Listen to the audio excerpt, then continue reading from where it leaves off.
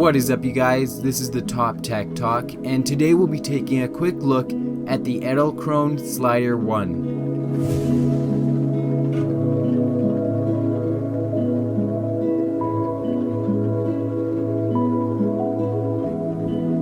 Now this is a camera slider from Edelkrone that is only 9 inches long. Now when you open up the box it comes in, they went with very simplistic packaging and only have a little piece of paper with a website to view a manual, the slider itself, and a 3mm Allen key. Now at a first glance this might seem too small to be able to do anything, but as you'll see, this is a very powerful and useful slider. This slider uses a belt system, and with that you're able to have a friction adjustment and a safety lock, which both work great, except for that I wish the safety lock was just a little faster to lock and unlock, but it really doesn't take too long at all. With the friction control, you're able to go from almost no resistance at all to having to put quite a bit of force, which is what I usually use. For mounting this to a tripod, there is one 3/8 inch mount, and I wish they had put a few more mounting options on the bottom of this, as there is still tons of room to add a couple more. This also has little rubber feet on the bottom to use on a flat surface. On the top there's another 3/8 inch mount to put a tripod head on.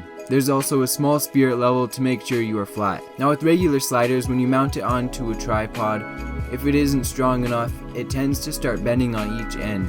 But because this is so small, you don't really run into that problem. Right now I have this on the Manfrotto 502 HD head. Then on top of the slider I have another cheap panning head to put my camera on. Now because this is so small and the Manfrotto 502 head is so big, it barely seems like there's even a slider on it. And lately I've just been keeping it on for an entire video shoot and switching between the slider and just the regular tripod head. And for run and gun shoots like weddings, it is extremely useful and is so much easier than putting a slider on and off every time you want a slide. This also works well on smaller heads like my cheap pan head, or just straight onto the tripod legs. Now for probably the most important part, how smooth is it? And this slider is extremely smooth. I really like slow and smooth shots, and with this it is really easy to get them. And when you're able to go so slow, the short length of this doesn't really seem so short. But the true test for any slider is to use a telephoto lens. This was shot at 100mm, but because I have a crop sensor camera,